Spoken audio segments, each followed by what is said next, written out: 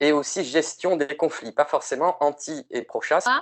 Je vais faire l'introduction et un peu les perspectives et la conclusion, et Ondine présentera plus précisément le contenu de son travail. Donc, la thématique chasse et espaces protégés sur la région Occitanie qu'on a traité dans le cadre d'un projet qui s'appelle CINEP, qui est financé par l'OFB via l'éco-contribution et un autofinancement de la part des fédérations de chasseurs au niveau de l'Occitanie. En quelques mots pour présenter la chasse, même si tout le monde on la connaît un peu chacun sur son territoire, c'est une activité traditionnelle et populaire. Ça représente 138 000 chasseurs sur la région Occitanie. Elle est pratiquée partout. C'est beaucoup de modes de chasse qui sont à chaque fois adaptés au territoire et aux espèces de gibier présentes. Et c'est une activité qui est un usage qui est lié au droit de propriété. Je vous ai mis quelques photos de modes de chasse pour illustrer la multitude des modes de chasse, que ce soit la chasse avec un chien au petit gibier dans les plaines, que ce soit la chasse à la bécasse en forêt, la chasse en montagne aux ongulés sauvages, ou la chasse en battue, une chasse plus collective dans les garrigues par exemple, pour le sanglier. Et puis, quelques photos aussi pour illustrer la finalité de la chasse. C'est aussi, on vient à la chasse et le chasseur chasse pour la nature, pour la complicité avec le chien, mais aussi ce qui est important et ce qui ressort donc des études, c'est pour bien manger et la convivialité. Pour en revenir à notre thématique donc de préservation des espaces protégés, ces espaces protégés sont des éléments essentiels des stratégies de conservation en France. Donc, il y a des mesures réglementaires qui instituent ces espaces protégés, mais il y a aussi la constitution de réseaux privés d'espaces naturels, donc la maîtrise foncière d'espaces naturels, et la déclinaison de politiques publiques du niveau européen jusqu'au niveau départemental qui permettent de préserver et de venir en complément pour préserver la nature sur ces espaces. Actuellement, on a au niveau national la stratégie nationale aire protégée, qui était avant la SCAP, la précédente politique publique, qui avait pour objectif de placer 2% du territoire en protection forte. L'objectif n'a pas été atteint et du coup, cette nouvelle stratégie aire protégée, qui fixe des objectifs d'ici à 2030, se veut encore plus ambitieuse et propose de placer 30% du territoire en aire protégée, avec 10% en protection forte. Donc, en protection forte, on entend aire protégée réglementaire. L'un des objectifs de cette SAP, quand on regarde les sous-objectifs, c'est accompagner des activités durables au sein de ce réseau d'aires protégées. Et donc, c'est dans ce cadre-là qu'on s'est dit qu'il fallait qu'on réfléchisse à avoir des activités synergétiques qui soient durables et compatibles, s'en assurer au sein des aires protégées de la région Occitanie. Je vais passer la parole à Ondine qui va vous présenter du coup l'état des lieux qu'elle a pu faire. Alors, bonjour. Du coup, la première partie de mon travail, c'est la mise à jour des données concernant les activités cynégétiques possibles sur les espaces protégés. Donc, l'objectif principal, c'était de réaliser un bilan de ces activités sur tous les espaces protégés de la région. Et tout d'abord, on s'est intéressé aux aires protégées réglementaires. Donc, comme vous le savez sûrement, il y a 3 types de protections différentes pour les espaces protégés. Donc, il y a les protections réglementaires, donc les arrêtés préfectoraux de protection biotope, les cœurs de parcs nationaux, les réserves naturelles régionales et nationales, les réserves biologiques intégrales et dirigées et les réserves nationales de chasse et de faune sauvage. Il y a aussi les protections contractuelles. Donc là, ça va être les sites Natura 2000, la périphérie des parcs nationaux et les parcs naturels régionaux. Et enfin, les protections par maîtrise foncière, donc le CN Occitanie ou le Conservatoire du littoral. Donc là, comme on peut le voir avec cette carte réalisée par l'ARB, le territoire occitan, c'est un territoire qui est quand même assez bien protégé. Et dans le cadre de ce travail, nous, on a décidé de s'intéresser principalement aux aires protégées réglementaires, mais le but, bien sûr, c'est d'étendre ce travail aux autres protections pour avoir une vision exhaustive de la pratique de la chasse sur tous les types d'espaces protégés de la région Occitanie. Donc, en ce qui concerne les aires protégées réglementaires, vous avez dans ce tableau les différents types d'interactions possibles avec la chasse. Donc, nous, on s'est intéressé à tous les types d'aires protégées réglementaires, sauf les sites classés, parce que comme on peut le voir, il y a de faibles interactions possibles avec la pratique de la chasse. Donc concrètement, qu'est-ce que ça implique ces protections réglementaires pour la chasse?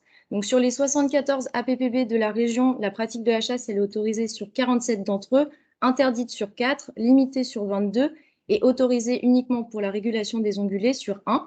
Donc en ce qui concerne les APPB, les limitations en général, elles vont être temporelles. Donc, ça va souvent concerner des APPB dont l'objectif de protection, ça va être par exemple les aigles de Bonelli ou les rapaces. Ensuite, pour les cœurs de parcs nationaux, la chasse, elle est interdite dans le cœur du parc national des Pyrénées, mais autorisée avec limitation dans le parc national des Cévennes. Ensuite, pour les réserves naturelles nationales, la chasse, elle est interdite sur la totalité de 5 réserves, autorisée sans limitation sur 7.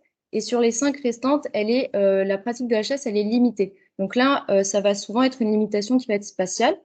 Ensuite, en ce qui concerne les réserves naturelles régionales, la pratique de la chasse, elle est autorisée sur 5 des 14 RNR.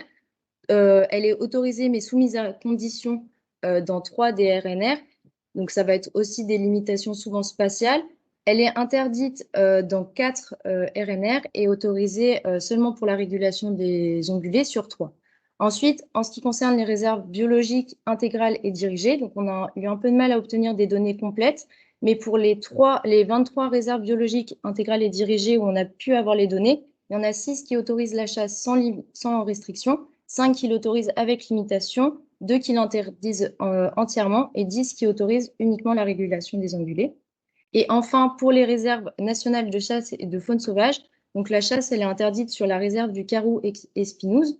Mais pour la réserve d'Orlu, la chasse en tant que loisir, elle est interdite, mais elle reste toutefois un outil de gestion puisqu'il y a des tirs de régulation.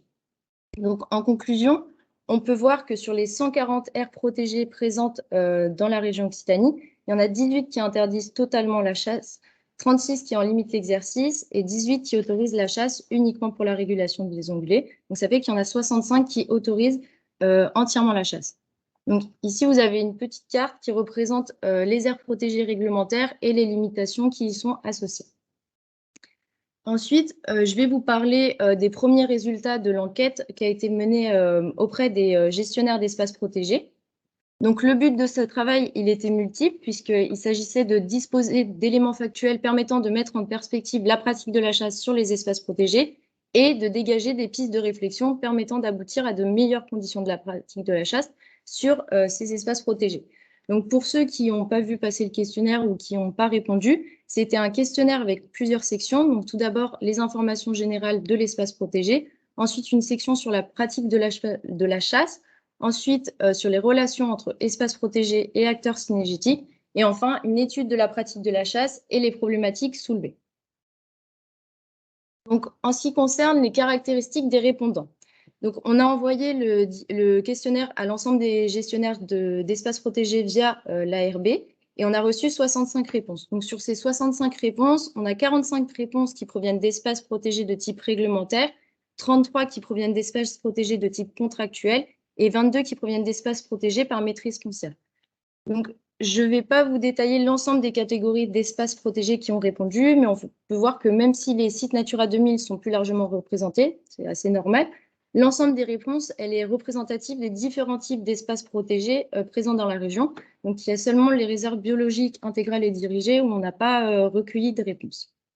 Concernant les caractéristiques surfaciques, donc des différents espaces protégés, la surface totale des répondants, elle couvre 1 565 337 hectares et le plus petit est de 6 hectares et le plus grand de 327 935 hectares. Donc, c'est assez intéressant parce qu'on peut voir qu'on a un large panel de répondants et qu'on a des espaces protégés très diversifiés qui ont quand même répondu. Ensuite, en ce qui concerne la pratique de la chasse, donc c'était la deuxième partie du questionnaire. Donc, grâce aux réponses récoltées, on peut voir que la pratique de la chasse, elle est autorisée sur 37% des espaces protégés, donc des répondants, autorisée en partie sur 46% et interdite totalement sur 17%. Donc, la chasse, elle est quand même majoritairement autorisée sur ces espaces protégés répondants, et c'est encore plus flagrant quand on regarde ces données au point de vue de la surface, puisqu'on peut voir que sur la totalité des espaces répondants, la chasse elle est interdite sur 67 569 hectares, tandis qu'elle est autorisée en partie sur 561 843 hectares et totalement autorisée sur 935 939 hectares. Donc, elle est quand même majoritairement autorisée. Ensuite, la prochaine partie, elle concerne les relations entre organismes gestionnaires et structures synégétiques. Donc, pour cette étude, on a décidé d'analyser les relations entre organismes gestionnaires et structures représentatives de la chasse à différentes échelles, donc à savoir les associations de chasse locales, la Fédération départementale des chasseurs et la Fédération régionale des chasseurs d'Occitanie. Donc déjà, il n'y a que 4 gestionnaires qui ont déclaré n'avoir aucun rapport avec ce type de structure. Ensuite, en ce qui concerne les types de rapports, on peut voir que les rapports avec les associations de chasse locales et les fédérations départementales des chasseurs, elles sont majoritairement de type de coopération-partenariat ou de type information administrative. Malheureusement, il y a aussi une absence totale de rapport qui est bien ressortie de cette enquête, puisqu'on peut voir qu'il y a 12% des gestionnaires qui déclarent n'avoir aucune relation avec les associations de chasse locales, 8% avec la Fédération départementale des chasseurs et 57% avec la Fédération régionale des chasseurs. Ensuite, en ce qui concerne les rapports conflictuels, il y a seulement un répondant qui considère entretenir ce type de rapport avec les associations de chasse locales et la Fédération départementale. Ensuite, pour aller plus loin dans les types de rapports, on a demandé aux gestionnaires de nous préciser les types d'actions qui étaient effectuées en fonction des différentes structures synergétiques. Donc ici, je vous ai mis une diapositive qui présente les 4 types d'actions les plus réalisées en fonction de la structure. Donc ce qui est très intéressant, c'est que même s'il y a bien évidemment des actions de rapport de processus administratif qui ressortent, on voit aussi qu'il y a beaucoup d'actions telles que organisation d'actions de gestion de milieu, participation à des suivis scientifiques, échange de données sur la faune et la flore, sensibilisation aux enjeux environnementaux qui ressortent. Et ce type d'action, ça ressort encore plus quand on demande aux gestionnaires de préciser s'il y a des actions qui sont mises en place avec ou par les chasseurs à l'échelle de l'espace protégé. Donc ça, c'était une question qui était plus libre, mais parmi les réponses qu'on a récoltées, on a pu dégager 3 grandes catégories. Donc, actions de suivi et gestion de milieu, actions qui contribuent à la conciliation des usages et des actions de formation. Donc, c'est assez intéressant de voir que ces types d'actions, elles ressortent quand même beaucoup et c'est des actions du coup qui vont être à valoriser. Ensuite, on s'est intéressé à la représentation des chasseurs au sein de l'espace protégé. Donc, on peut voir que dans 64,6% des espaces protégés, les chasseurs sont représentés à titre consultatif. Dans 21,5%, ils sont représentés à titre décisionnel. Dans 23,1%, ils sont déclarés comme force de proposition. Et dans 16,9%, ils ne sont pas du tout représentés. Mais comme on l'a vu précédemment, il y a de nombreuses actions qui sont communes et qui sont organisées en collaboration avec les structures synergétiques. Donc, que ce soit à l'échelle locale, départementale ou régionale. Et du coup, on pense que cette représentation, elle mériterait d'aller de pair avec ces actions. Enfin, on s'est intéressé pour cette dernière partie à l'étude de la pratique de la chasse et aux problématiques soulevées. Donc, concernant l'étude de la pratique de la chasse, il y a 84,6% des gestionnaires qui déclarent qu'aucune étude spécifique à la pratique de la chasse n'a été réalisée et 86,2% des gestionnaires déclarent n'avoir aucun plan de gestion synégétique spécifique à l'espace protégé. Et pourtant, on observe quand même que l'intérêt pour un accompagnement à une meilleure intégration de la pratique de la chasse, donc c'est une question qu'on avait posée, on voit qu'il est très partagé cet intérêt, puisqu'il y a 50,8% des gestionnaires qui sont intéressés contre 49,2%. Ensuite, en ce qui concerne les problématiques, il y a 15% des gestionnaires qui n'ont pas du tout répondu, 11% qui ont déclaré ne pas identifier de problèmes liés à la pratique de la chasse et 17% des gestionnaires qui ont déclaré avoir des problématiques, mais qui n'ont pas souhaité nous en dire plus. Donc, sur les problématiques ou les conflits qui ont été déclarés, on a pu dégager différentes thématiques. Donc, par ordre de grandeur, on va avoir le partage de l'espace, la gestion du sanglier, la perturbation ou la gestion des espèces, les munitions polluantes, les espèces nuisibles, les déchets, le respect de la réglementation en général, la perturbation ou la gestion des milieux et l'errance des chiens. Donc au final, ce qu'on peut remarquer, c'est que toutes ces problématiques, c'est finalement des choses qui peuvent être réglées à l'échelle de l'espace protégé, notamment par le dialogue ou par la concertation. Une grande majorité. Enfin, on a souhaité avoir la perception des gestionnaires sur la chasse. Donc, on a demandé 3 mots ou groupes de mots afin de définir ou caractériser la chasse sur l'espace protégé. Donc, ici, on a synthétisé les données sous la forme d'un nuage de mots. Donc, la grosseur, elle va de pair avec l'occurrence. Et donc, pour nous, ces données, elles sont très intéressantes parce qu'elles sont mitigées et elles correspondent assez bien aux réponses qu'on attendait. Donc, il y a bien évidemment des mots à connotation négative qui indiquent des conflits, mais il y a aussi beaucoup de positifs, de valorisation et de reconnaissance du rôle des chasseurs. Donc, c'est assez intéressant et également à valoriser. Enfin, la dernière question du questionnaire, c'était: est-ce que la chasse est selon vous une opportunité ou une menace pour votre espace protégé? Donc là, on peut voir qu'il y a une très grande majorité des répondants qui ont répondu sans avis, mais les autres répondants ont été très nombreux à choisir l'opportunité. Et du coup, tout l'objectif et le but du travail, ça va être de montrer que la chasse, elle peut être une opportunité pour la protection de l'environnement, ou du moins donner les clés à chacun pour qu'elle devienne une opportunité.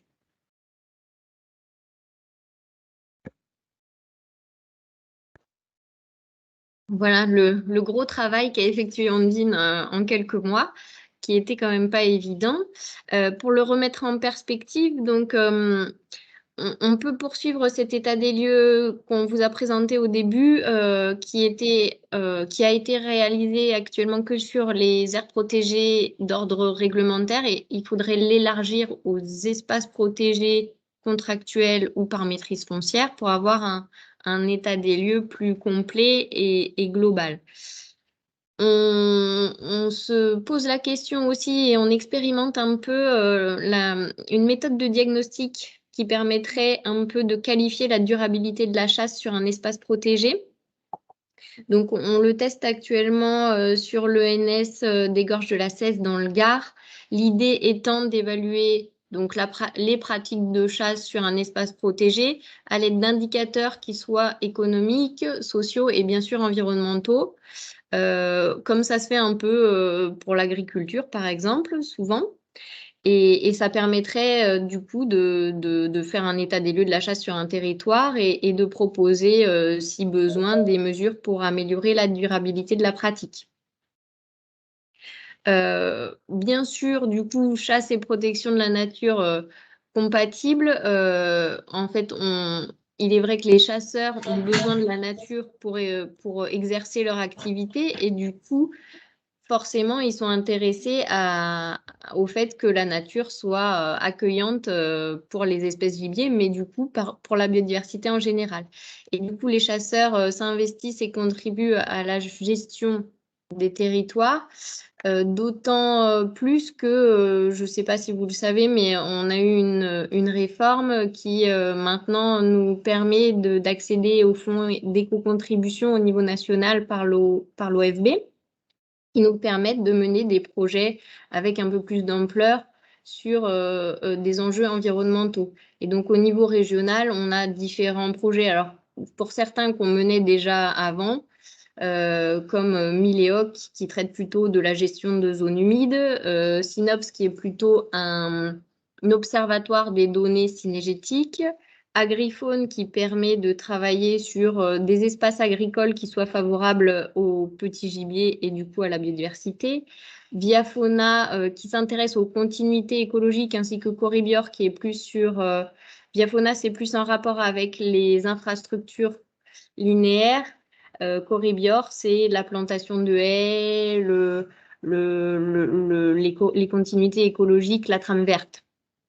Et puis donc CINEP, que j'ai pas inscrit sur la diapo, mais qui est un projet donc qu'on mène sur la chasse et les espaces protégés, qui a 3 grands objectifs qui sont l'accompagnement des politiques publiques sur les espaces protégés, le développement d'un réseau d'espaces protégés acquis et gérés par les chasseurs, et puis le maintien d'une pratique de chasse durable sur les espaces protégés. Voilà les 3 grands objectifs du projet CINEP. Donc voilà, on a plein d'autres projets. Après, les fédés départementales ont également des projets environnementaux sur les espaces protégés, qui sont propres à chaque département. On voulait aussi vous parler plus spécifiquement donc, de ce réseau qu'on appelle EPOC, d'espaces protégés en Occitanie par les chasseurs. On va en avoir un aperçu des sites. Peu de gens savent que les chasseurs ont acquis plus de 900 hectares. Donc, c'est une protection de territoire via la maîtrise foncière, souvent via une fondation, mais pas que. Il y a aussi, parce qu'on a du coup une fondation qui s'appelle Fondation de protection des habitats en faveur de la faune sauvage, qui permet d'assurer l'inaliénabilité de ces territoires. Mais on a aussi des sociétés de chasse qui ont acheté en leur nom propre des espaces ou les fédérations départementales de chasse. Donc, c'est 900 hectares en une quarantaine de sites répartis sur toute la région. Voilà, on voudrait essayer de le mettre en valeur parce que personne ne le sait trop, et puis de le faire prendre en considération dans le cadre des politiques publiques de préservation d'espaces protégés. On va donc monter ce réseau, on va essayer de faire en sorte de garantir la gestion environnementale des sites et le valoriser. Voilà. Je ne sais pas si quelqu'un connaissait ce réseau. Je serais intéressée d'avoir vos retours. Voilà pour nous. Merci Lucie et Ondine. Avant de laisser voilà, la réaction des participants et les questionnements, moi j'avais une toute petite question parce que tu as dit sur ta diapo finale, là, poursuivre le diagnostic ou en fait, poursuivre l'état des lieux sur les protections de type contractuel et par maîtrise foncière, mais c'est pour aller plus loin. Il me semblait que vous aviez dit qu'il y avait quand même 33% de sites Natura 2000, vous l'intégrez dans le... Pour l'enquête, oui, mais pour l'état des... L'enquête, en fait, c'est un ressenti, c'est un retour des gestionnaires. Et on a fait quand même une base d'état des lieux plus d'analyse réglementaire, de vérification de données. Ça nous permet aussi de comparer un état des lieux théorique et un ressenti des gestionnaires via l'enquête. C'est deux outils, deux méthodes différentes. J'avais pas saisi ça, merci beaucoup. Et sur la dernière diapo, là, sur le réseau EPOC, on voit effectivement que vous couvrez quasiment tous les départements, enfin bon, sauf les Hautes-Pyrénées, mais on voit effectivement quand même une disparité de sites acquis en fonction des départements. C'est en fonction de l'implication des fédés départementales ou plus de ressentis locaux et par exemple dans l'Hérault ou dans le Tarn, on voit où le Gers, il y a vraiment beaucoup de sites et dans le Lot, la Lozère, c'est un peu plus ça dépend de plusieurs choses, d'une volonté par exemple de la fédé départementale, de la disponibilité en foncier. Tu parlais de la Lozère, c'est pas évident d'acheter des espaces en Lozère. Des opportunités aussi. Voilà, ça dépend de plein de choses. Beaucoup de choses. Très bien. Merci beaucoup, c'est très intéressant en tout cas. Alors, Maxime, tu voulais dire quelque chose?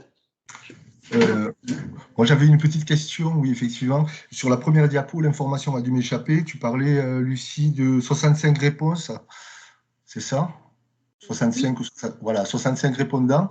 Et quel est le taux de réponse ou combien de formulaires, combien de questionnaires ont été envoyés au total? Je ne sais pas si tu l'as dit.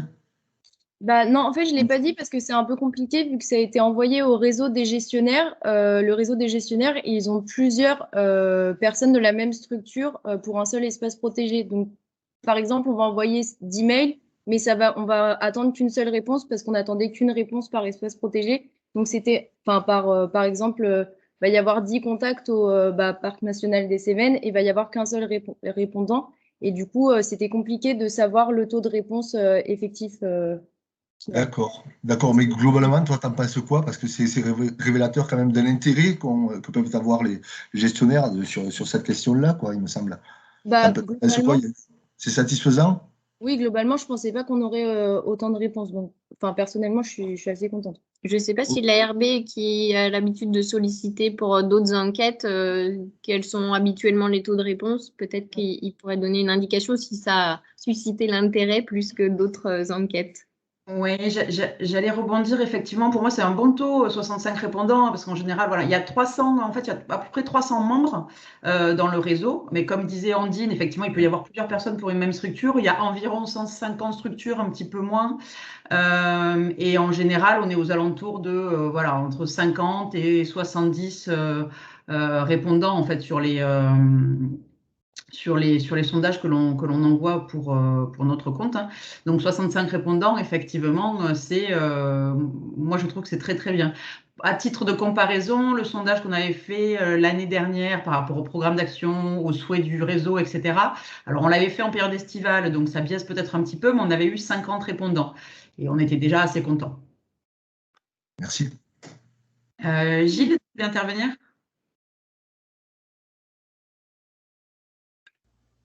Oui, bon, merci pour ces éléments. Alors, j'avoue quand même, c'est le matin, hein, c'est le format café. Moi, je suis pas bien réveillé et j'avoue que j'en ai pris plein l'apport avec les chiffres. C'est difficile à suivre. J'ai essayé de me concentrer, mais c'est difficile. Donc, je pense qu'il y a beaucoup de données. C'est très intéressant. Je pense qu'il y aurait quand même un intérêt peut-être à essayer d'en sortir un petit peu plus de substantifique moelle. Moi, effectivement, la question là, que Maxime Redon évoquait, c'est sur le nombre de retours. Moi, je pense qu'il faudrait quand même arriver à peut-être identifier combien d'espaces protégés voilà, ont été mobilisés, combien de réponses par espace. À la limite, enfin, moi, je trouve que ça n'a pas d'intérêt qu'il y ait 10 mecs d'une boîte qui répondent pour le même espace. Ça me semble pas. Enfin, moi, sur une enquête comme ça, j'aurais tendance à avoir un retour pour l'espace protégé et pas forcément des mecs qui bossent. Le problème de la chasse, c'est qu'en fait, tout le monde a son idée et tout le monde pense différemment. Et souvent, on a des interférences entre ses propres convictions et ce qu'il faudrait pouvoir porter au sein de la gouvernance de l'espace protégé. Donc, moi, je pense qu'il y aurait un petit peu de travail à faire pour caractériser en fait un petit peu plus la donnée qui est remontée. Je pense que c'est très important là, ces sujets-là, hein, parce que c'est un sujet vraiment très compliqué, la chasse. Quand j'ai vu arriver cette enquête, j'ai dit oh là là là là, ça m'a fait très peur parce que je craignais qu'effectivement on ait des secousses par la suite.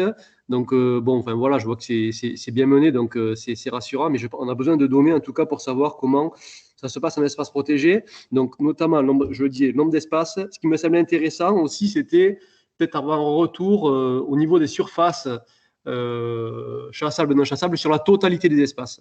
Et là, ça a été fait, si j'ai bien compris, par espace. Donc, c'était pareil, c'est une question de chiffres, peut-être qu'il faut essayer d'agréger. Moi, par exemple, pour le conservatoire du littoral, le propriétaire de 14 000 hectares, on en a 8 à 9 000 chassables. Donc, des données comme ça, je pense que c'est parlant pour pouvoir, en fait, essayer de faire un peu une synthèse, un diagnostic un peu consolidé.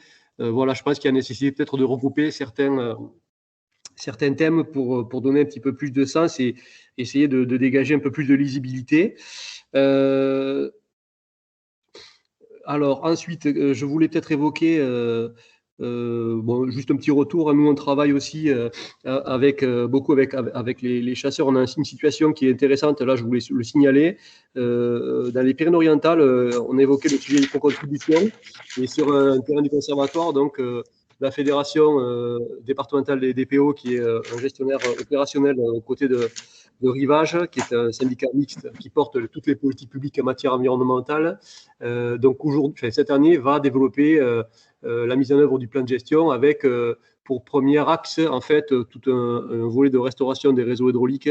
Et là, donc, voilà, il y a en tout cas une mobilisation de l'éco-contribution par la Fédé départementale dans ce cadre-là. Donc, je trouvais que c'était vraiment intéressant et c'est des choses qui sont voilà, assez démonstratives, je trouvais. Voilà, en tout cas, nous, on a un très bon cadre de gestion. C'est le seul qu'on ait d'ailleurs avec les chasseurs.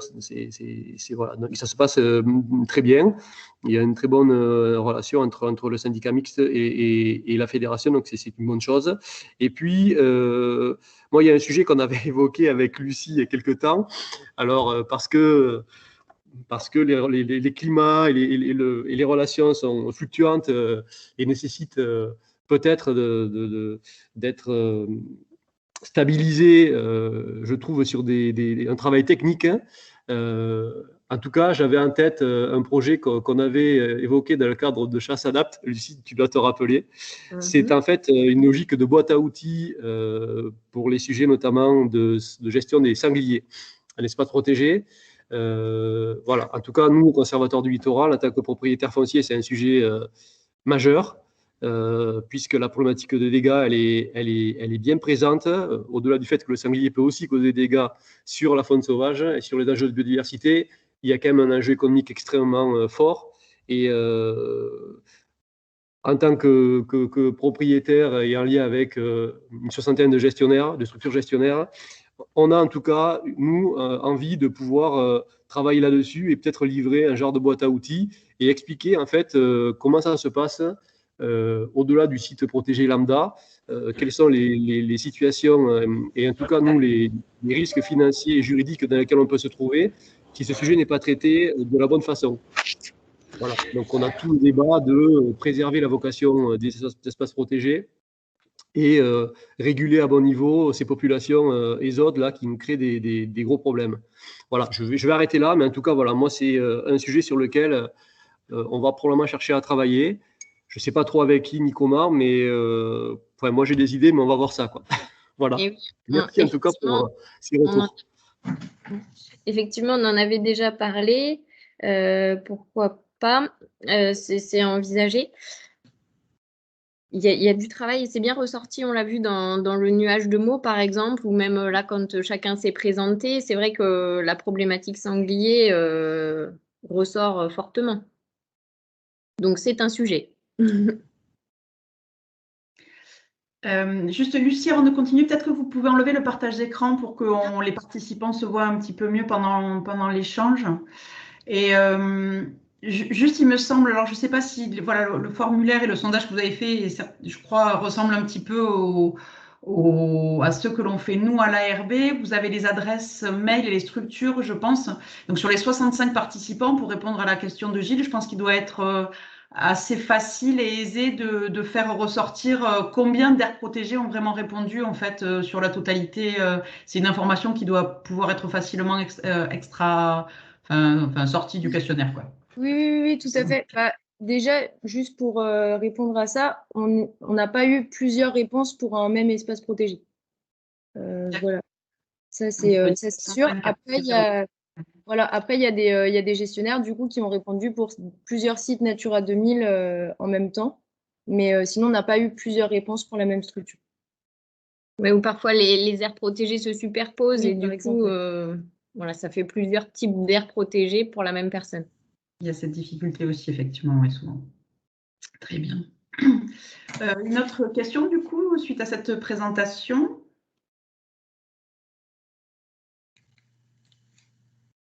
Non. On vous a tous assommés avec nos chiffres.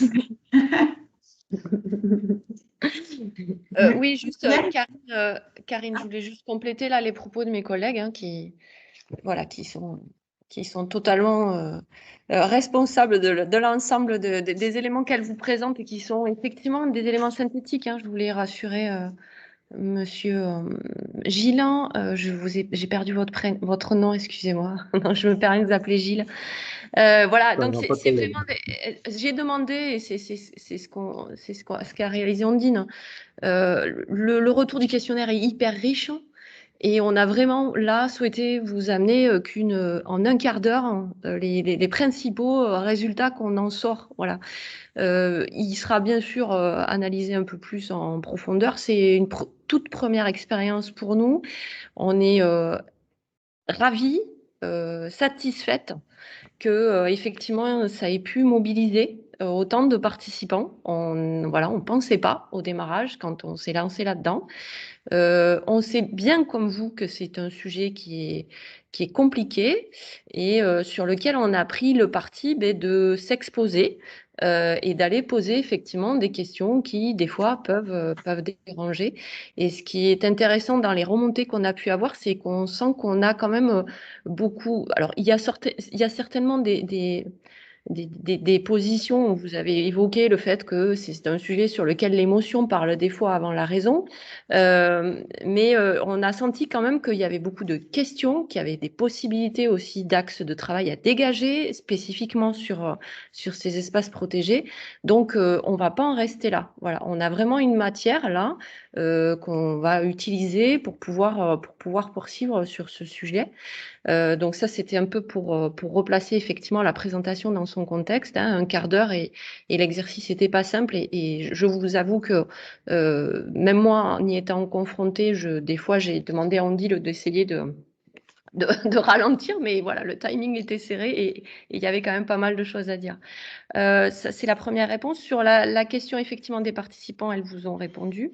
Et sur la question des boîtes à outils, bah, écoutez, les boîtes à outils, sur le sanglier, il en existe déjà pas mal.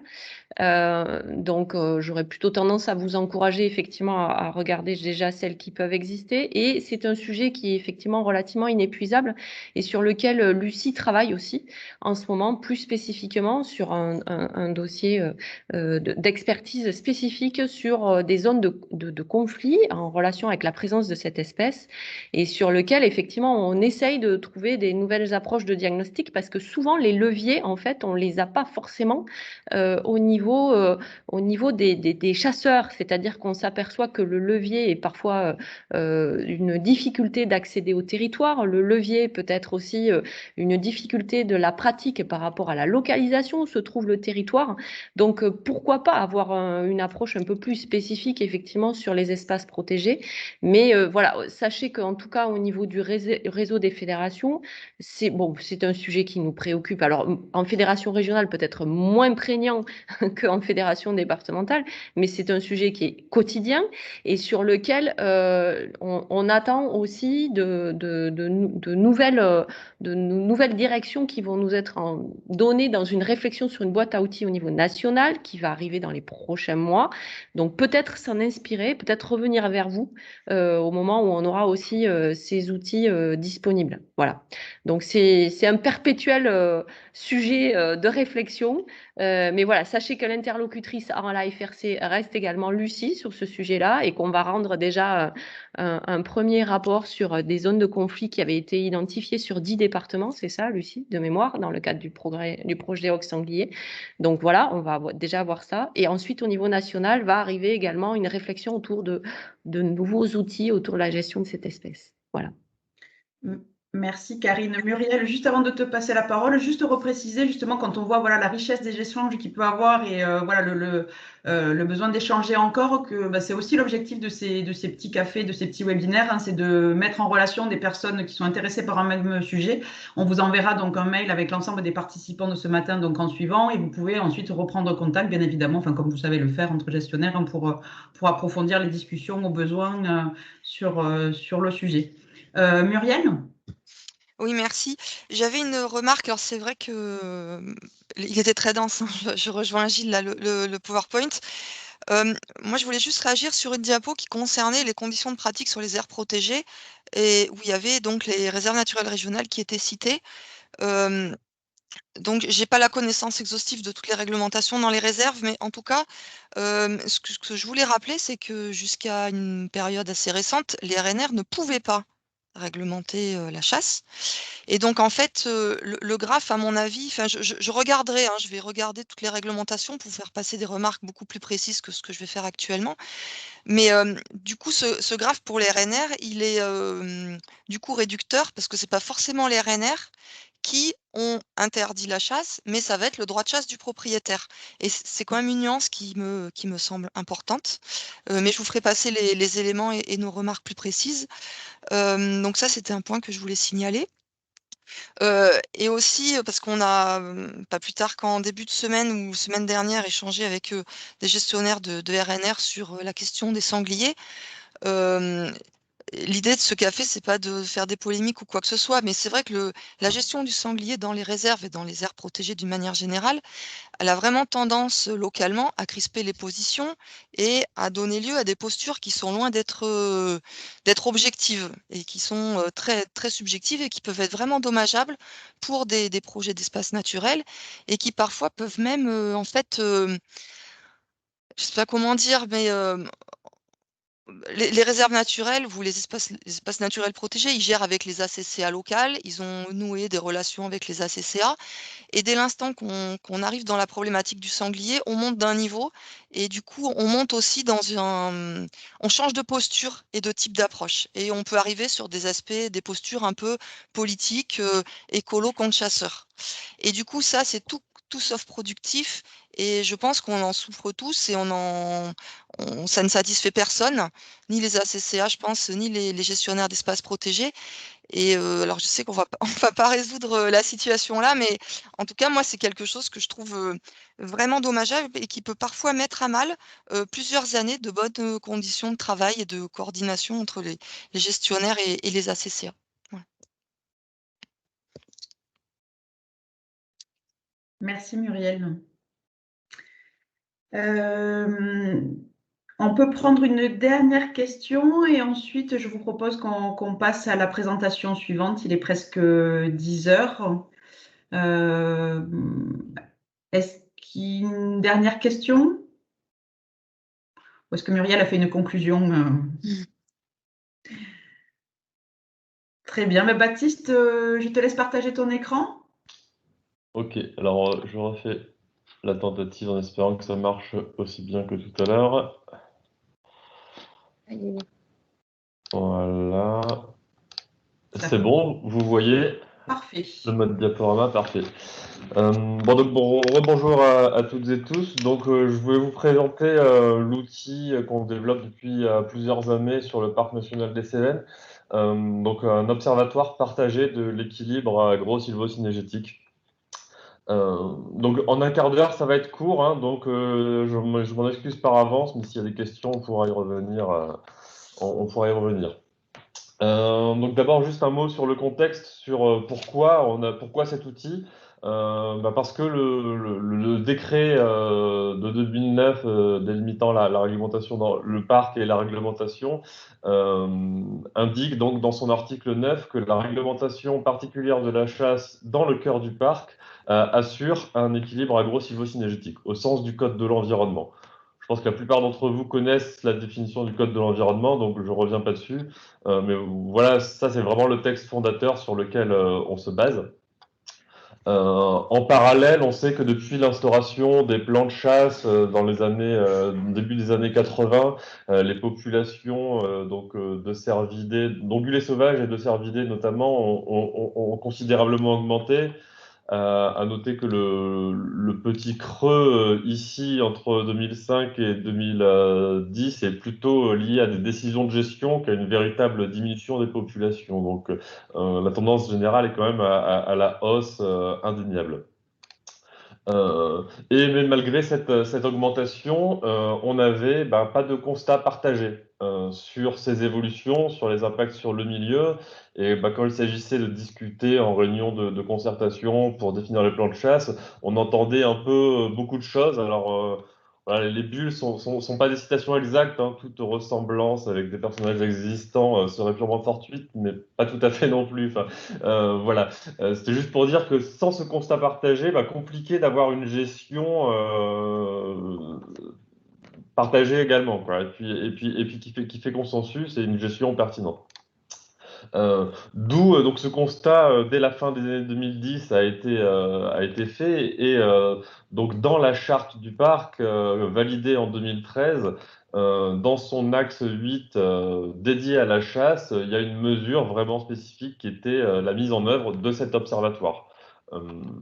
Donc cet observatoire, deux grands objectifs, tout aussi importants l'un que l'autre. D'abord, disposer de données fiables sur lesquelles se baser sur lesquelles baser nos décisions de gestion. Et le deuxième objectif, mais voilà, comme je le disais, tout aussi important, c'est de mettre un peu tout le monde autour de la table, d'améliorer le dialogue, de partager des données et aussi de mettre les mains dans le cambouis ensemble, puisque cet observatoire, le mot partager, il est important, c'est que tout le monde y participe, tant pour la décision que pour la mise en œuvre. Donc on a mis en place une gouvernance avec un comité un peu classique, hein, avec un comité de pilotage dans lequel sont représentés, donc c'est le parc qui est animateur, mais sont représentés les chasseurs, les forestiers, les milieux agricoles, bien sûr les services de l'État et aussi des experts scientifiques à travers l'OFB, anciennement ONCFS, et l'INRAE, anciennement IRSTEA. Et on travaille aussi avec de multi-groupes de travail. On décide rien tout seul. Dès qu'il y a une décision, une méthodologie à définir, on la définit en concertation avec les parties prenantes. Donc on a très vite défini un périmètre et un zonage que je ne vais pas vous détailler ici, mais grosso modo le périmètre de l'observatoire voilà, fait 210 000 hectares et qu'on a divisé en 4 grands secteurs à l'échelle desquels sont étudiés un peu l'équilibre agro-sylvo-cynégétique. J'y reviendrai si nécessaire. Et voilà, une des principales choses qu'il faut savoir, c'est que on a cherché, quand on a monté l'observatoire, une formule miracle qui permette de suivre l'équilibre agro-sylvo-cynégétique. Je pense qu'on n'est pas les seuls à avoir fait cette réflexion, et vous savez bien que ça n'existe pas. Donc il y a différents outils. Chaque outil a ses inconvénients et ses avantages. Et donc, le comité de pilotage a fait le choix d'avoir un observatoire vraiment ambitieux et d'intégrer dans l'observatoire plusieurs volets qui vont se compléter les uns les autres et qui permettront, avec cette vue d'ensemble, d'avoir une appréciation de l'équilibre. Donc, grosso modo, on a 6 grands volets. Je ne vais pas avoir le temps de rentrer dans les détails de chacun, sinon je passerai bien plus qu'un quart d'heure, mais je vais les passer en revue, donc très très vite, une diapo par volet, puis on y reviendra si vous avez des questions techniques ou méthodologiques. Donc sur le volet agricole, c'est relativement simple entre guillemets puisqu'on a la chance de bénéficier des données d'indemnisation des dégâts qui sont, alors elles présentent leur biais, ont quand même leur intérêt. Donc elles ont le mérite d'exister. Donc ça consiste principalement à la valorisation de ces données. Sur le volet synégétique, là aussi, c'est des données qu'on a à disposition, donc les attributions, les prélèvements, les taux de réalisation, les analyses qualitatives, notamment dans le cœur de parc. On a un suivi très fin qui est mis en place depuis la mise en place des plans de chasse.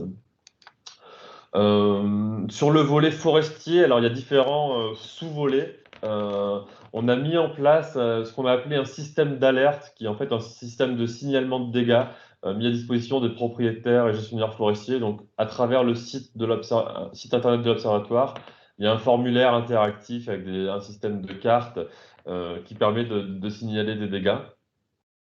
On a ce que sans doute plusieurs d'entre vous connaissent, les indicateurs de changement écologique qui se décomposent en 3 familles, abondance, performance et pression sur la flore.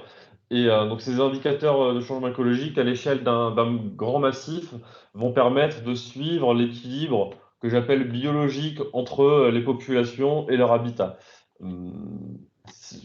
Enfin bref, s'il n'y a pas assez à manger, au bout d'un moment, s'il n'y a plus assez à manger, par rapport au niveau de population, ces indicateurs de changement écologique permettront de le mettre en évidence. L'inconvénient de ces ICE, c'est qu'ils ne tiennent pas forcément compte des objectifs économiques et sylvicoles des propriétaires forestiers. Et donc, on met en place en parallèle des diagnostics sylvicoles, donc sur une méthode qui a été publiée en 2009 par le CEMAGREF à l'époque, donc maintenant INRAE, qui permet donc d'évaluer les dégâts de cervidés sur un peuplement forestier. Donc on change d'échelle, on a l'échelle du peuplement, mais par contre on a une évaluation très fine des impacts des cervidés sur ce peuplement, et on les met notamment en relation avec les objectifs économiques et sylvicoles du propriétaire. Et enfin, on a un volet suivi des peuplements dégradables. Le principe, c'est simple, c'est qu'avec un même nombre de populations, si on a plus ou moins de surface en régénération, la pression, inévitablement, sur ces peuplements ne va pas être les mêmes. Donc, l'approche classique, c'est de travailler par enquête, mais c'est une approche qui est très, très lourde. Donc, on est en train de tester, alors c'est vraiment une expérimentation, de voir si on arrive à identifier et à suivre ces peuplements par télédétection satellitaire. Donc, on a une stagiaire, ingénieure forestière, qui travaille en ce moment au parc sur le sujet. Voilà, j'en dis pas plus, on n'en sait pas beaucoup plus aussi en ce moment. C'est vraiment une approche expérimentale. Voilà, donc comme je le disais, s'il y a une chose à retenir, c'est vraiment qu'il n'y a pas un outil, mais c'est que voilà, l'observatoire, c'est multiples outils, et se focaliser sur un, c'est forcément biaiser la vision de l'équilibre. Donc, comme je le disais, on a un site internet qui a été mis en ligne début 2019, donc qui est assez accessible à tout le monde, sur lequel on retrouve des informations sur l'observatoire, sur le contenu, on peut s'y inscrire, c'est obligatoire pour notamment si on veut signaler des dégâts. On a des outils de documentation pour en savoir plus, etc. Donc c'est aussi un endroit où on centralise de la ressource. Et depuis le début de l'année, là, on a les premiers résultats qui ont été mis en ligne, donc accessibles au grand public. Donc les données sont bien sûr anonymisées, mais les données, tout ce qui est signalement de dégâts sont maintenant publics. Donc on a des cartes interactives qui présentent les dégâts. Puis on peut faire une analyse par secteur, par type de forêt, par essence. Voilà, il y a toute une variété d'analyses qualitatives qui sont mis en ligne et publiques maintenant. Et alors, c'est un des volets, mais l'indice nocturne, donc c'est un des indicateurs de changement écologique d'abondance. C'est pareil, c'est un suivi qu'on avait mis en place depuis plusieurs années et aujourd'hui, les résultats sont en ligne. Donc, le travail, c'est pas fini. Ce site web va être enrichi progressivement avec les différents résultats des volets que je vous ai présentés rapidement. Voilà, s'il faut un peu tirer un retour d'expérience, c'est qu'aujourd'hui, on est quand même satisfait de ce dispositif. On a une bonne adhésion de l'ensemble des partenaires. Alors, c'est vrai que forestiers, chasseurs, parcs, agriculteurs, on n'est pas toujours d'accord, on a nos conflits, mais l'avantage, c'est que quand on se met autour de la table pour parler de l'observatoire, ça se passe bien. Tout le monde joue le jeu pour les relever, etc. Donc, c'est une expérience qui est quand même réussie de ce point de vue-là. Il ne faut pas négliger par contre les moyens humains importants déployés donc, par le parc pour l'animation et la conception de ce dispositif. Moi, ça fait plus de 3 ans maintenant que je travaille sur le projet. On a un développeur informatique qui a travaillé sur le site il y a bien sûr les partenaires qui sont fortement mobilisés aussi pour la mise en œuvre. Donc voilà, c'est un dispositif qui est ambitieux, mais qui a besoin de moyens pour fonctionner. Ça n'occulte pas certaines difficultés qui persistent. Faut pas voir, on n'est pas des bisounours, on ne dit pas que ça a réglé tous les problèmes. On a encore des dégâts de gibier sur les peuplements forestiers notamment, qui entraînent des demandes de clôture, ce qui pose problème au cœur de parc, etc. Donc on ne ferme pas les yeux là-dessus, mais c'est vrai que voilà, en tout cas le dialogue s'améliore. On commence à avoir, c'est un dispositif qui met du temps, donc on commence à avoir aussi de la donnée qui permet d'avancer quand même vers un constat partagé, même si ça ne veut pas dire qu'on trouvera derrière les solutions, qu'après chacun doit prendre ses responsabilités, et puis il faut continuer à dialoguer pour trouver des solutions, mais voilà, ça va quand même grosso modo dans le bon sens. Et je termine toujours par insister sur le fait que voilà, c'est vrai que l'intérêt de cet observatoire après, c'est qu'il perdure sur le long terme, notamment si demain on n'a plus les moyens pour le mettre en œuvre et que tout tombe à l'eau, ce serait vraiment dommage, ce serait perdu. Donc voilà, il y a vraiment un intérêt de le pérenniser. Et on l'a conçu aussi comme un outil évolutif. Il y a les différents volets, on ne s'interdit pas d'en faire évoluer certains, d'en supprimer d'autres, d'en rajouter d'autres encore si au fur et à mesure de l'évolution des connaissances et de la situation.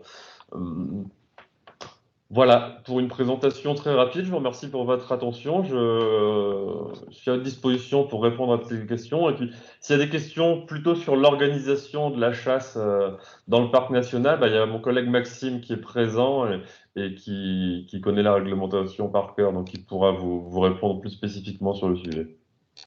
J'essaye d'arrêter le partage d'écran. Voilà. Merci Baptiste pour cette présentation. Tu as largement tenu le temps finalement, puisque du coup, ça n'a même pas duré tout à fait un quart d'heure. Ça, on peut dialoguer plus longtemps. Donc, ça laisse du temps pour les échanges, c'est parfait. Voilà. Merci beaucoup. Est-ce que vous avez des questions pour Baptiste et Maxime, du coup?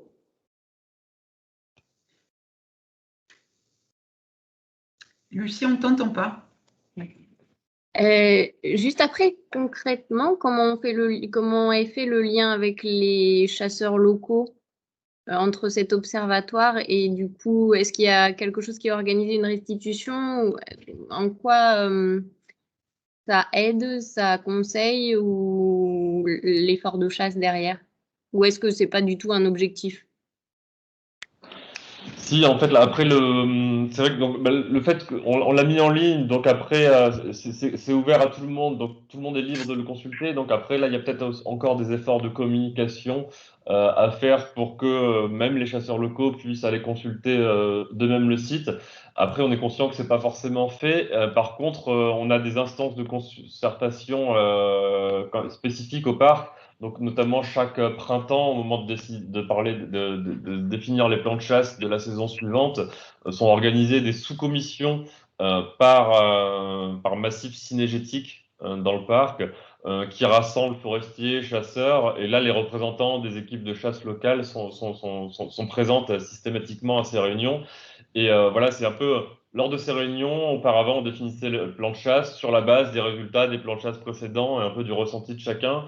Et ces réunions sont chaque année maintenant de plus en plus riches parce qu'on présente les résultats de façon détaillée sur le massif concerné. Donc c'est notre principal levier de communication auprès des chasseurs.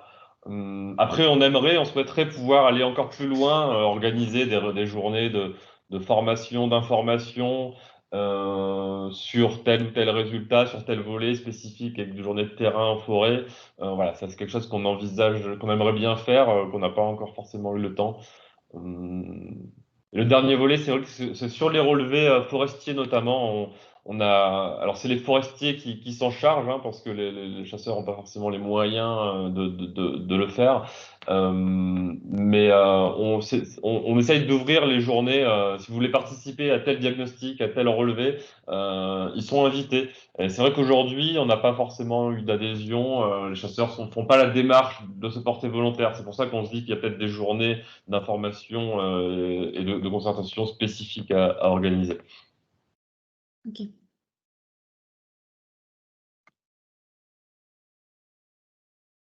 Sophie, pardon.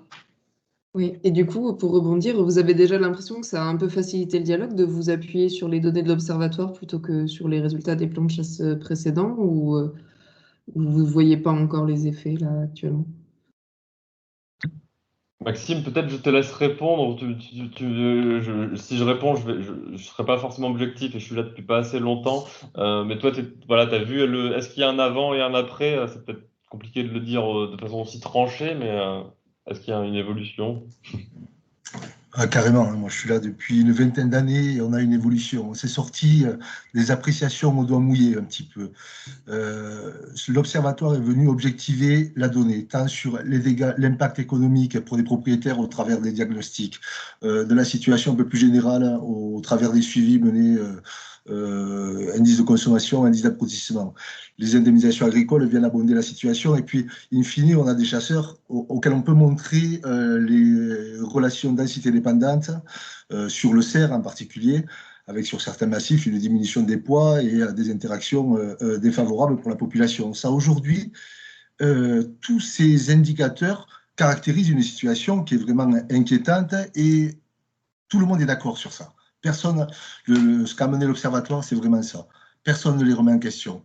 Et aujourd'hui, quand nous, établissements publics, on va présenter cette situation en disant il nous faut augmenter les plans de chasse, il nous faut diminuer cette population, eh bien, tout le monde s'accorde à dire oui, c'est effectivement un mal nécessaire, en gros. C'est ce qu'il nous faut faire. Donc, c'est quand même un confort de travail qui est évident. C'est vrai que pour rebondir, j'étais pas là à l'époque, hein, donc Maxime, tu me corrigeras si je me trompe, mais dans les années, début des années 2000, il y avait déjà des indicateurs de changement écologique, des indicateurs de pression sur la flore. Enfin, il y avait des dispositifs qui avaient été mis en place. Et, en fait, mais c'était vraiment porté par le parc et par le parc seul. Et ce qui se disait à l'époque, c'était oui, mais ça, c'est les suivis. Je l'avais mis dans les petites bulles, c'est les suivis du parc, on n'y croit pas. Et c'est vrai que le fait d'avoir changé un peu d'approche et de travailler ensemble, d'être sur un observatoire partagé, bah aujourd'hui en tout cas, quand on fait des comités de pilotage ou des commissions, on n'entend plus ce discours. Donc voilà, ça c'est un point qui est important. En réponse peut-être aussi, pardon Baptiste, à la première question de Lucie, les chasseurs sont directement associés. Ils pilotent en grande majorité les suivis nocturnes. Les fédérations nous transmettent les données indemnisation des dégâts. On a travaillé également avec la Fédération nationale pour intégrer les périmètres de l'Observatoire dans les relevés. Donc, voilà, on a associé un maximum de monde là-dedans. Tous les partenaires sont partie prenante là-dedans. Voilà. Merci. Gilles? Oui, merci. Donc moi, c'est pour avoir mieux comprendre, pour avoir des éléments de contexte. Donc dans la concertation où sont associés les forestiers et les chasseurs. Bon, juste pour savoir s'il y a une distorsion entre les propriétaires et ces deux catégories d'usagers, parce qu'on peut avoir des distorsions notamment au niveau des droits de chasse, puisque c'est le propriétaire ou son délégataire qui peut être à la manœuvre après. Bon, première question. Deuxième question aussi, quelle est la position du parc dans cette logique de régulation que j'entends que vous portez nécessaire, notamment pour le bon état des populations, tant que sur le volet dégâts. Est-ce que le parc porte une position de régulation par la chasse prioritaire? Est-ce qu'il y a des actions de régulation complémentaires et par qui elles sont portées? Rapidement, on ne va pas rentrer dans les détails, mais pour que je comprenne un petit peu les enjeux autour du sujet. Maxime, je te laisse répondre sur la partie droit de chasse, notamment les liens par rapport aux propriétaires, et puis peut-être même sur le deuxième volet, je compléterai s'il y a besoin. Alors, l'organisation de la chasse dans le parc national des Cévennes échappe un petit peu à l'organisation que l'on trouve partout ailleurs.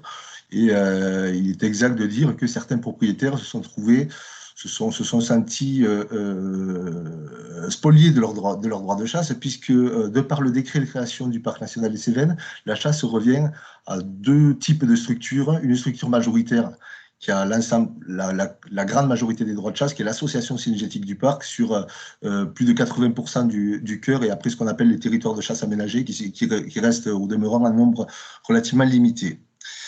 Pour ce qui est de l'implication des propriétaires et de l'implication du parc et de la politique du parc en matière de chasse. Très clairement, la chasse peut-être dans les années 70, quand ce parc a été créé, elle a été une condition sine qua non à la création de ce parc. Donc, il n'y avait pas de parc national des Cévennes si la chasse n'avait pas été autorisée.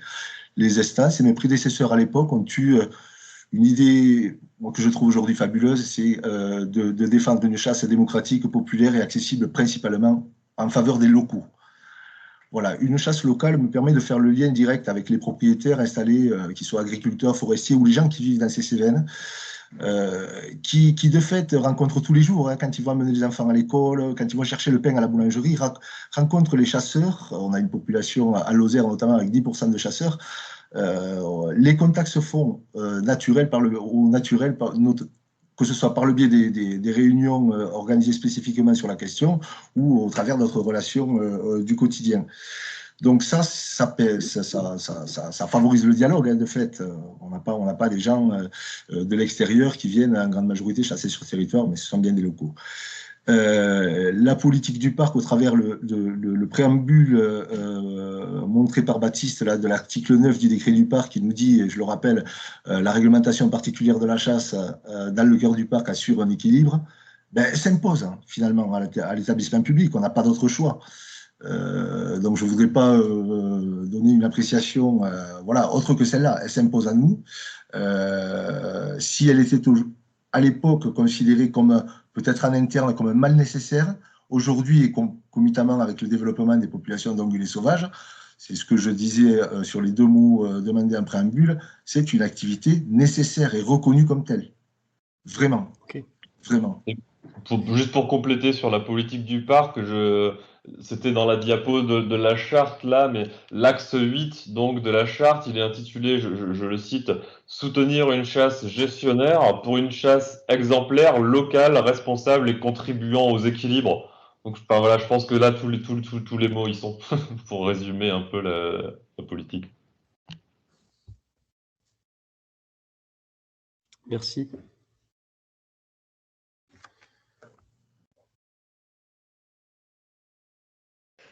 Si je peux amener un tout petit complément, donc je ne connais pas parfaitement ce qui est fait au sein de l'Observatoire, hein. Ça fait partie des territoires sur lesquels il faut que j'aille un peu plus me pencher, étant originaire plutôt du territoire midi-pyrénéen. Effectivement, il y a d'autres expériences d'observatoires qui existent et qui ont été développées aussi sur les mêmes bases, croiser plusieurs flux de données, plusieurs faisceaux d'indicateurs pour essayer de voir effectivement sur quel levier il faut intervenir. Alors, c'est vrai qu'on a toujours tendance à dire c'est le levier finalement fusil, quoi. Il faut agir sur le fusil pour diminuer les populations. Et c'est effectivement celui-là qu'on entend de façon relativement récurrente. Alors, par rapport à ça, il y a aussi un travail qui vient d'être réalisé et qui va être livré prochainement par la DRAF Occitanie, auquel on a participé dans le cadre du plan régional de la forêt et du bois. C'est une approche un peu complémentaire aussi, mais en amont. C'est-à-dire qu'aujourd'hui, il faut considérer, nous, on considère en tout cas, et c'est ce qu'on a partagé avec la DRAF et les représentants forestiers, que la présence effectivement d'ongulés par rapport à des ressources naturelles ou sylvicoles ou agricoles présentes sur un territoire, c'est une exposition à un risque. Et c'est une approche qui n'a pas été véritablement encore abordée, parce que c'est effectivement ça, c'est-à-dire que sur un territoire, on a de la ressource agricole, sylvicole disponible, et pour qu'elle puisse se développer, elle tient compte effectivement des conditions topographiques, climatologiques, pédologiques, et il y a des risques. Il y a des risques naturels. Il y a des risques naturels d'exposition, soit effectivement à des risques qu'on a plus l'habitude de maîtriser en forêt avec, par exemple, un certain nombre d'insectes qui viennent perturber la croissance des arbres. Et puis, il y a un risque parce qu'il y a la présence de la dent du cerf. Donc, cette espèce, elle est là, elle est présente. Et comment on l'appréhende aussi sur son territoire. Voilà, c'est-à-dire qu'on peut être exposé des fois à des propriétaires agriculteurs, sylviculteurs, qui viennent mettre en place des plantations sans se poser la question de qu'est-ce qu'il y a sur mon territoire, ou est-ce que le fait qu'il y ait un chevreuil ou un cerf présent va me poser un problème. Et on arrive au moment où on a le problème, on se dit, ah mais effectivement, j'ai cette espèce présente et je ne l'avais pas anticipé. Donc, c'est un peu ça qui a posé notre réflexion avec la DRAF. Et donc, il y a un travail qui vient juste de sortir et qui mérite encore d'être creusé sur quels sont les secteurs à risque dans la région Occitanie qui sont convenus entre les sylviculteurs et les chasseurs qu'on reconnaît comme secteurs à risque et sur lequel, effectivement, il faut amener le focus avec ce type d'outils. Parce qu'on ne va pas pouvoir développer des observatoires partout. L'illustration faite par le parc national, elle est flagrante. C'est très coûteux en énergie, en temps, en rassemblement de personnes pour discuter, en partage, en conciliation. Ça a des effets effectivement positifs au bout de 3, 4, 5 ans. Voilà, il faut pouvoir s'inscrire dans la durée. Et donc, on ne va pas pouvoir le faire partout. Donc, on sait que ça peut fonctionner. Voilà, quand il y a effectivement ce consensus qui est trouvé autour du fait de rassembler l'ensemble de ces données, de les partager et donc d'agir avec des objectifs qu'on a fixés en commun au regard des résultats qu'on obtient sur ces données, mais ce n'est pas faisable partout. Donc, en amont, voilà, il y a eu ce travail qui va prochainement sortir, qui est de dire, bon, où sont les secteurs à risque? Qu'est-ce qu'on considère comme zone à risque? Et sur lesquels, effectivement, il faut amener les focus avec l'ensemble de ces indicateurs. Voilà. Donc ça va permettre aussi à un moment donné d'apaiser aussi dans certains endroits la discussion en disant mais attendez, là on ne s'inscrit pas dans un secteur à risque. Donc effectivement il y a de la présence de population de cerfs. Effectivement vous pouvez avoir des dégâts, mais est-ce qu'on est capable aussi d'accepter le dégât? Jusqu'à quand on peut accepter un dégât? Voilà. Quand on est éleveur dans les Pyrénées, on est aujourd'hui obligé d'accepter le dégât par rapport à une présence d'un grand prédateur. Quand on est dans un secteur où il y a une présence d'ongulés sauvages, on est aussi en capacité à un moment donné d'accepter un dégât par rapport à cette espèce présente. Voilà. Donc ça remet un peu ces discussions en jeu, mais au moins ça aura le mérite de sortir quelques secteurs sur lesquels il y a eu un accord entre... Là, pour l'instant, c'est un travail qui a été fait entre sylviculteurs et représentants chasseurs. Et voilà, on voit sortir, à l'échelle de la région, on voit sortir une dizaine de zones en jeu, voilà, sur lesquelles, effectivement, on va essayer de voir avec l'État comment on peut activer derrière des observatoires ou des outils similaires, en tout cas, pour qu'on puisse avancer. Puis il y a d'autres secteurs, on va dire, il n'y a pas voilà, le risque est moins prégnant. Donc, ne sortons pas la grosse machinerie, essayons de le solutionner plus facilement, quoi. Voilà. Donc, c'était juste un aparté de dire, voilà, en amont, maintenant aussi, il va y avoir ce travail-là qui vient d'être produit, quoi. Juste pour rebondir, peut-être préciser que si d'autres dispositifs de suivi se mettent en place, nous, au parc, on est vraiment dans une approche ouverte où aucun des outils qu'on a déployés n'est notre propriété, hein, c'est des dispositifs qui existaient déjà, donc il y a souvent des acteurs mieux placés que nous pour former, etc. Mais en tout cas, on est toujours disponible pour faire partager les retours d'expérience, le site internet et tout ce qui est informatique a été déployé en libre accès, donc c'est des choses des codes qui peuvent être partagés, etc. sans problème. Donc voilà, enfin, juste pour dire que on est intervenu dans le cadre de la commission paritaire régionale sylvo-cynégétique pour partager ces retours d'expérience et on est disposé à continuer à le faire, bien sûr.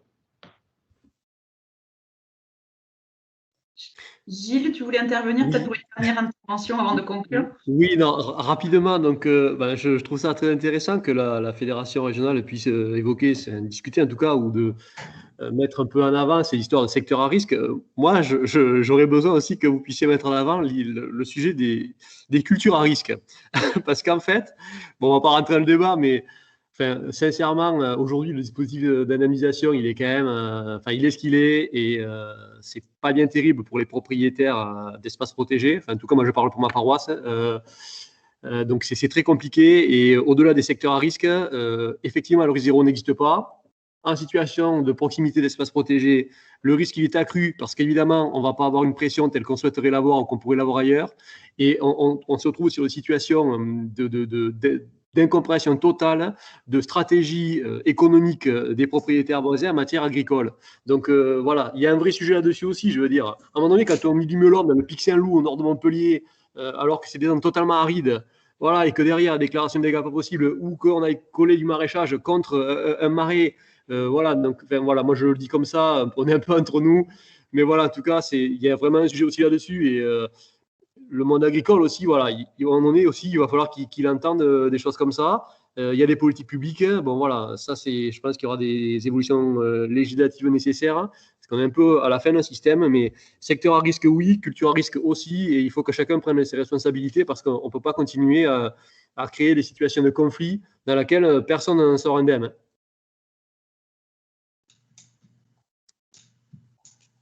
Maxime, tu veux réagir? Ah non, je croyais que du coup...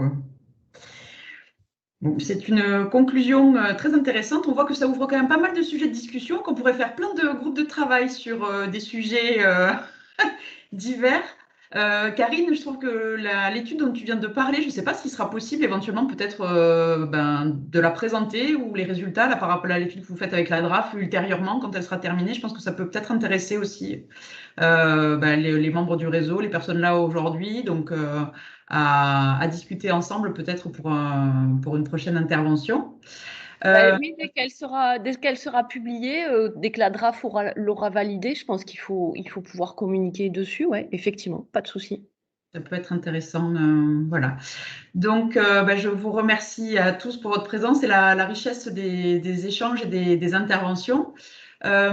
Sophie vous enverra un petit mail du coup suite au webinaire avec les adresses de tous les participants d'aujourd'hui ainsi que les présentations et un petit sondage sur lequel voilà, si vous pouvez répondre pour justement encore un sondage mais très rapide pour nous améliorer pour les webinaires, savoir comment vous avez trouvé, ce qu'on peut encore améliorer. Et ensuite, je vous annonce que le prochain webinaire, donc du coup le dernier jeudi du mois de juillet, sera sur les insectes en Occitanie, des actions pour leur préservation, avec l'intervention de Stéphane Jolin de l'OPI et l'intervention d'une personne du syndicat des Hautes-Vallées Cévenol qui met en place des actions sur l'azurée du serpolet. Voilà, donc je vous souhaite une bonne journée à tous. Et encore merci, à bientôt. À bientôt, au revoir. Merci, au revoir. Merci, Bonne journée à au tous. Merci, au revoir. Merci. Merci. Au plaisir. Merci, au revoir.